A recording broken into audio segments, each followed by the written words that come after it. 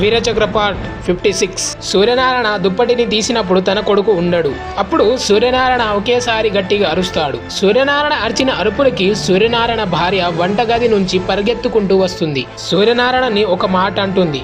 ఏమైంది మీకు ఇంత గట్టిగా అరిచారు? సూర్యనారాయణ, నా సుపుత్రుడు కనిపిస్తలేడే, అందుకనే నేను ఇంత గట్టిగా అరిచాను. సూర్యనారాయణ భార్య, రామచంద్ర ప్రభో, రే సూర్యనారాయణ, నీ కొడుకేమైనా చిన్నపిల్లవాడా? ఎవరైనా ఎత్తుకెళ్ళడానికి ఇక్కడే ఎక్కడో ఉంటాడు, వెతుకు.